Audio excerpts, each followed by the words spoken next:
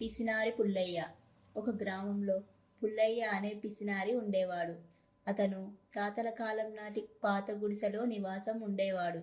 అది ఎండకు ఎండి, వానకు తడిసి పూర్తిగా పాడైపోయినది. అయినా పుల్లయ్య ఆ గుడిసెను బాగు చేయించలేదు. ఎందుకంటే డబ్బు ఖర్చు అవుతుందని భయం. కొద్ది రోజులకు వానాకాలం వచ్చింది. బాగా వానలు పడుతున్నాయి. వానల గుడిసె మొత్తం కురుస్తుంది. పుల్లయ్య ఒక మూలన తడుచుకుంటూ గజగజ వణుకుతూ నిలబడ్డాడు. పొరుగింటి వాడైన మల్లయ్య ఏదో పని మీద బయటకు వెళుతుండగా వర్షానికి తడిచి గజగజ వణుకుతున్న పుల్లయ్య కనిపించాడు. పుల్లయ్యతో, ఎందుకు ఇంత బాధపడుతున్నావు? గుడిసెను బాగు చేయించుకోవచ్చు కదా అన్నాడు మల్లయ్య.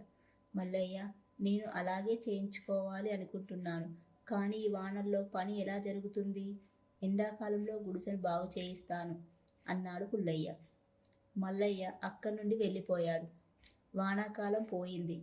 కొన్ని రోజుల్లో ఎండాకాలం రానే వచ్చింది. ఊరిలోని వారందరూ ఎవరి పనులు వారు చేసుకుంటున్నారు. ఒకరోజు మల్లయ్య పొలానికి పుల్లయ్య గుడిసె ముందు నుండి వెళుతుండగా వానాకాలంలో జరిగిన విషయం గుర్తుకు వచ్చి, పుల్లయ్య, గుడిసెను ఎప్పుడు బాగు చేపిస్తున్నావు? ఎండాకాలం వచ్చింది కదా అన్నాడు. మల్లయ్య, ఎండాకాలం ఇల్లు ఎలా ఉన్నా ఒకటే నాకు.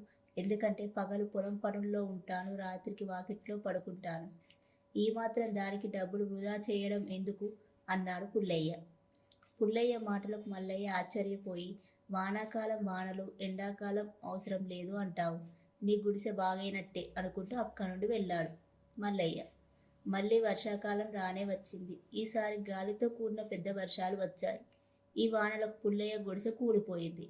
పుల్లయ్య గుడిసె కింద పడి చనిపోయాడు. పాపం పుల్లయ్య తిని తినక కూడబెట్టిన సొమ్ము పరుల పాలైంది. అందుకే పెద్దలంటారు, లోబికి అత్యాశ ఎక్కువ. Thank you for watching.